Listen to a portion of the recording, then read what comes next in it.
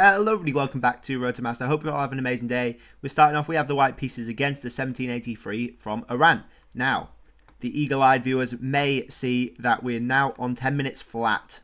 I feel like I've been playing slowly recently, and what's a better way to stop playing slow than to force yourself to play fast? So we have a Sicilian French, and we play like a King's Indian attack sort of structure here. It's a bit improvised, but we will see how it goes.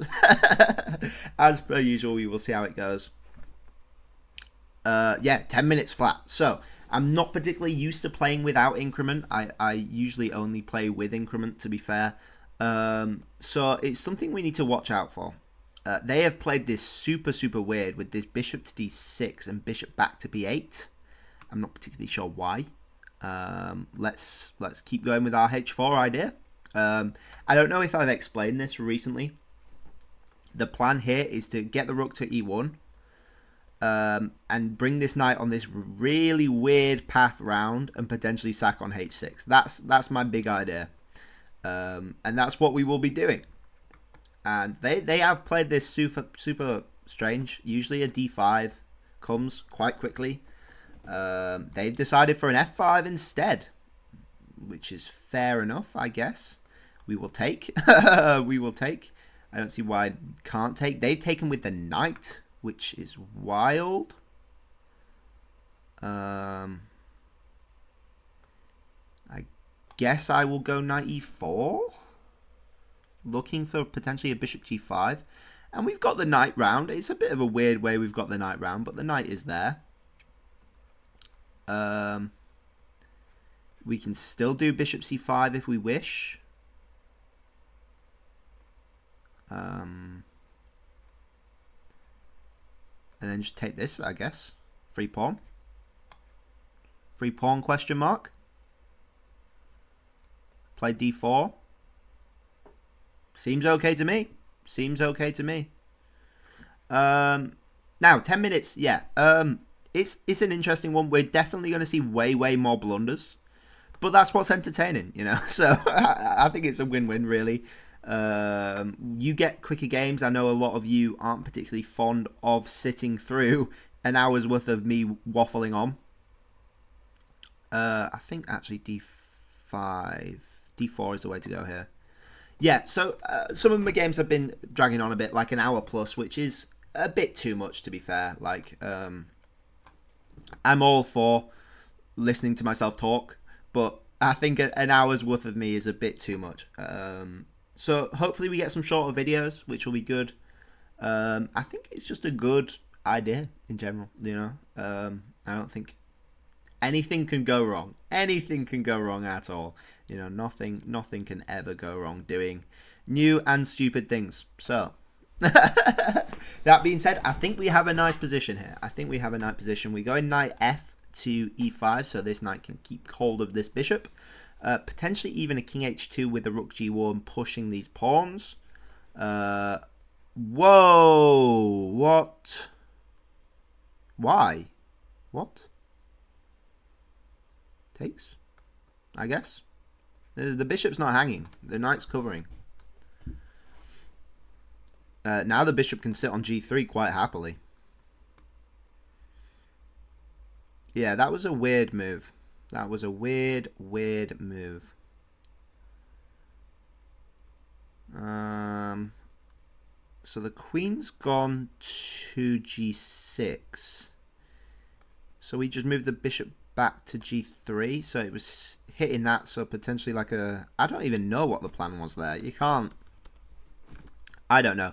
Knight F's still going to e5. Now hitting the queen with a tempo, which is even better. And this knight can just replace it straight away. We've got potentially queen e2 if they bring the bishop back as well.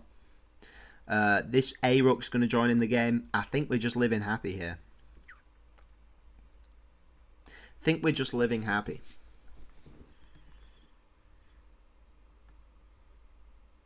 Yeah, nothing to complain about. Nothing to complain about at all. What, we just a piece up? Just a piece up. They sacrificed it for nothing, basically. They've decided to trade off bishops. Interesting. So we go down the pawn there. I didn't actually see that. I probably should have just taken that bishop. Fair enough. Now things are potentially a bit dubious. Let's put a knight on there. Lock in this bishop. We will ask for a queen trade, I guess. I guess that's what you do, actually. You ask for one. You know, it's up to your opponent to give you the queen trade, so you've got to just propose it. And we'll take with the queen. And we're still up. We're still up practically a piece. You know, we're potentially winning one of these pawns eventually. So I'm not too stressed. Not too stressed at all. I think we're still playing a bit fast even for the 10-minute time control. You know, we've got 7 minutes left. We'll get this rook in the game. And, oh, I could have just taken the free queen. Duh. Gosh. Could have just taken the free queen. Ay. Anyway, I hope they see it this move. They don't see it this move. We will just take the free queen. Thank you very much, my friend. They could play on if they particularly wanted to.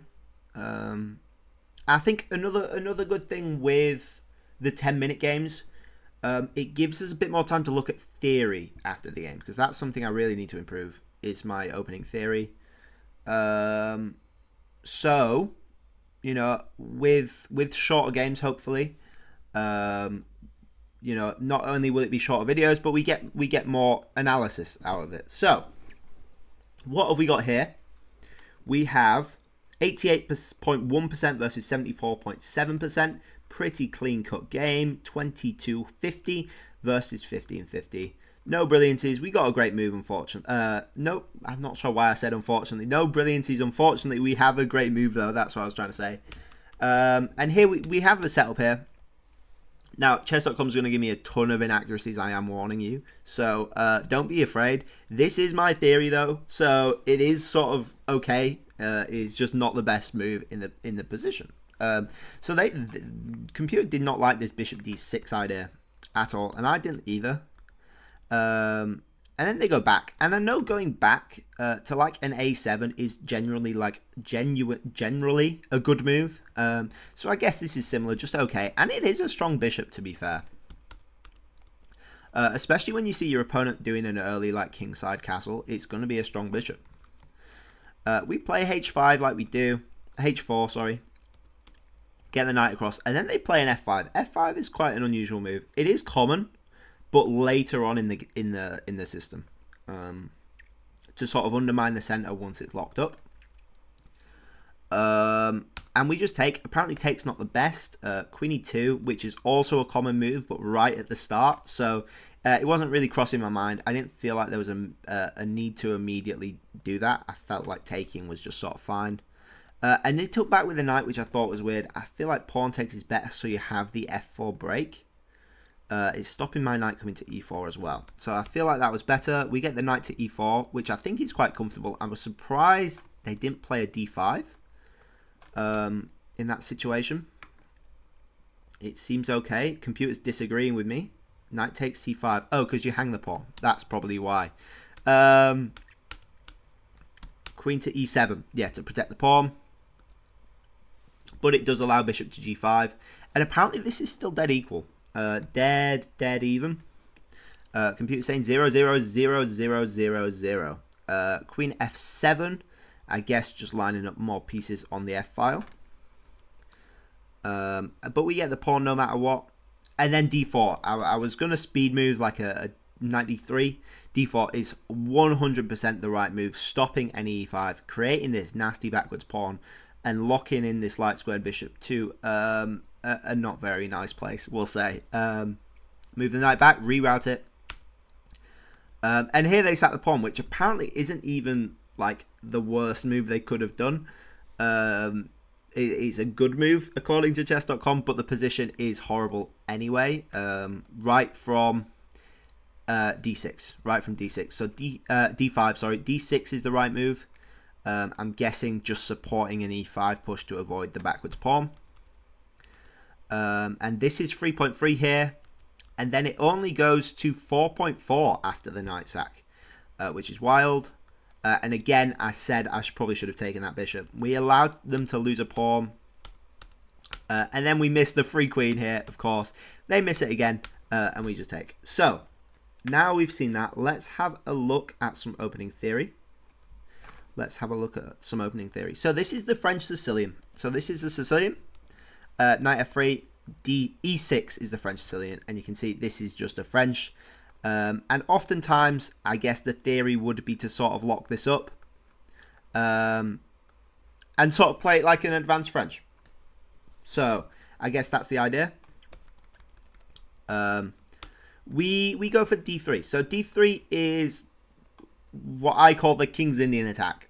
It's not specifically the King's Indian attack in this situation, but against the French, it is the King's Indian attack.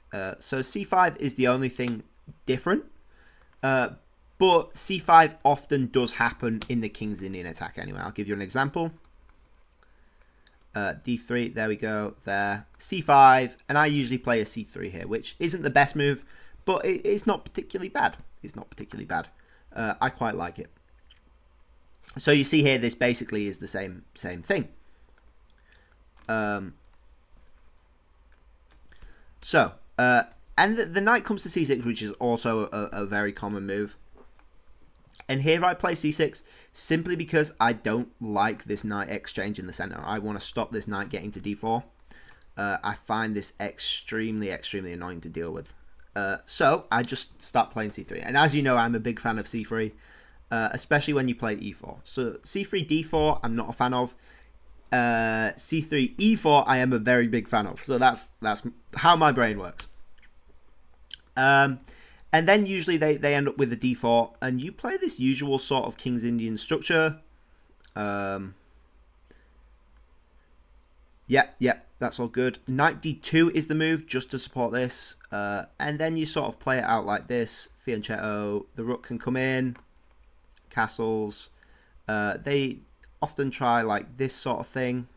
Obviously the fork there wasn't ideal. Maybe like there first, and then like a rookie one. They might do something here, and then you offer to lock it up in the center. They move the knight back, and then you lock it up with d4. And if they go there, you're super happy. If they take, it's also not particularly bad as well. You just have to sort of change your attack, because if they lock up, you're going all out with this h4 knight maneuver, sacking, potentially whatever, your usual King's Indian stuff. So this is super nice. If they decide to take, you have to sort of supplement that with some play of the c-file, and sort of countering their sort of prods and pokes, however you do that. But it is still generally the same sort of plan. I don't know if I would particularly recommend this for beginners. You've got to have a knack for, I think, doing stupid, sacrificing, attacking, careless moves, to be honest.